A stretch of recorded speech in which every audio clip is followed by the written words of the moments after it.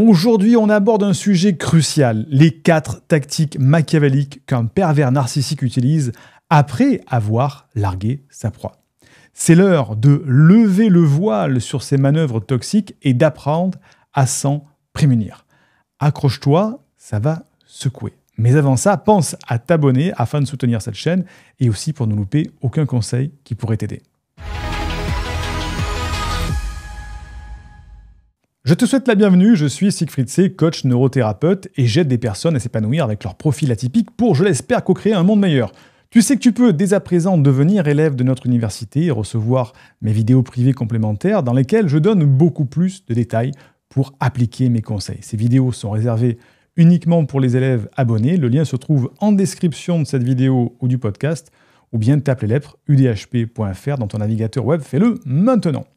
Alors, qu'est-ce qu'on a comme problématique lorsqu'on est victime? Aujourd'hui, si tu es la victime d'un pervers narcissique et que tu as réussi à rompre avec lui ou bien que tu t'es enfui, tu as peut-être des peurs.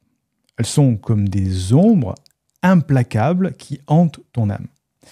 La peur de ne jamais être aimé, la peur de ne pas être assez, de ne jamais guérir, ces peurs teintent ton quotidien d'une obscurité étouffante.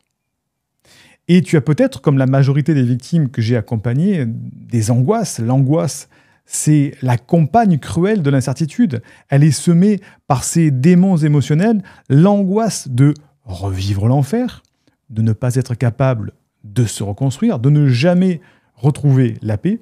C'est un combat contre l'ombre, un combat contre soi-même. Et à cause de ça, tu tombes dans l'anxiété qui tisse une toile chaotique dans ton esprit. L'anxiété de devoir affronter le monde, de ne plus faire confiance, de te perdre dans ce labyrinthe émotionnel. Alors, tu te dis, ça y est, je suis enfin au calme, loin de lui, loin d'elle. Mais à ce moment-là, ce sont les frustrations qui prennent le dessus comme des chaînes. Elles te lient à cette illusion de bonheur que le PNN a tissé. La frustration de ne pas avoir vu clair plus tôt, de ne pas avoir compris l'ampleur de la manipulation, de ne pas avoir préservé ton intégrité. Et beaucoup de mes patients tombent alors dans un biais pour se protéger. La colère qui prend le relais et qui gronde en toi, incendiant ton cœur et ton esprit. La colère envers le pervers narcissique, envers toi-même, envers le monde qui a laissé prospérer ce manipulateur toxique. Et certaines victimes, et c'est peut-être ton cas, en arrivent même à ressentir des émotions de jalousie. C'est une sorte de venin qui, lorsque tu te compares à d'autres, à leur vie, apparemment sans tourment, t'énerve. Pourquoi d'autres ont cette vie si paisible alors que moi je suis une victime? Et tu commences à le comprendre. La fin de la relation avec un pervers narcissique ne marque pas la fin totale de son emprise. Et je vais donc te donner 4 tactiques machiavélique qu'il va utiliser après la rupture pour continuer ta destruction. Ça t'aidera à le démasquer lorsqu'il utilisera ses manipulations et surtout tu pourras mieux t'y préparer et être moins pris ou moins prise au dépourvu. Ces conseils sont issus d'une formation que l'on a au sein de l'université dans laquelle j'accompagne les victimes à se remettre. Donc, première tactique, c'est ce que j'appelle l'odeur de poudre. Ça se passe après la rupture. Il va choisir la manière la plus dure de rompre. Il veut ta destruction. Cette destruction, elle est nécessaire à son bien-être. Il est déjà en phase d'idéalisation avec sa prochaine victime et ta destruction est nécessaire pour s'assurer que sa nouvelle cible est meilleure que toi. Et pendant que tu essaies de réparer ce qui est cassé, il est en train de courtiser sa prochaine victime. Il va montrer un de tes textos à sa nouvelle victime pour lui prouver que tu es fou, que tu es folle. Il va faire de même pour tout l'entourage que tu as en commun. Son but, forcer ton entourage à te dénigrer, te rejeter, te détester et finalement t'isoler après la rupture. Deuxième tactique, c'est le harcèlement reconquête. Si c'est toi qui romps, il va te harceler pendant des mois tant qu'il n'aura pas trouvé de nouvelles victimes. Il va sans cesse te contacter ou bien se mettre sur ton passage, au sens figuré. Tu vas toujours entendre parler de lui, toujours avoir un écho de lui. Il va peut-être même essayer de te reconquérir en tant que compagnon-compagne ou en tant qu'ami-collègue. Il sera toujours là, sans cesse, à ta vue, et tu l'entendras toujours parler de lui. Donc c'est le harcèlement reconquête après la rupture, si c'est toi qui romps, bien sûr.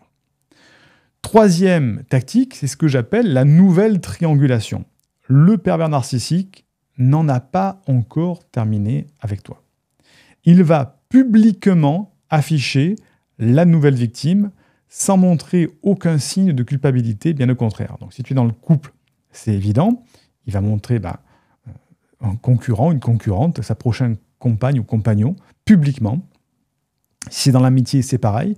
Et c'est à ce moment-là que le pervers narcissique est au summum de sa forme, entre ta destruction et une nouvelle victime. Lui, il va exulter, il va être génial. Il a les deux victimes qu'il est en train de maîtriser et il fait la liaison entre les deux. Donc attention à cette nouvelle triangulation qu'il va utiliser justement publiquement pour te rabaisser. Quatrième tactique, c'est ce que j'appelle la révérence. C'est au moment où tu es au plus bas qu'il disparaît totalement. Là, tu te dis, c'est génial s'il disparaît. Ben non. Premièrement, soit il a trouvé une nouvelle victime, soit tu as démasqué ses mensonges. Mais de ton point de vue, tu n'es sûrement pas encore sorti de la phase de deuil de cette séparation.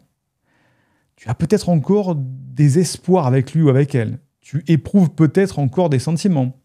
Tu es peut-être même sous dépendance affective. Tu n'es pas encore totalement détaché émotionnellement de cette personne.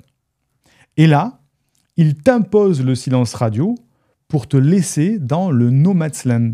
Un no man's land, tu sais ce que c'est? C'est un territoire de guerre entre quand les ennemis se tirent dessus. Au milieu, il y a le no man's land. Il n'y a plus rien, c'est dévasté. Bien, il te laisse dans cette zone de dévastation et il va te faire encore plus souffrir parce qu'il te laisse seul, dans le silence.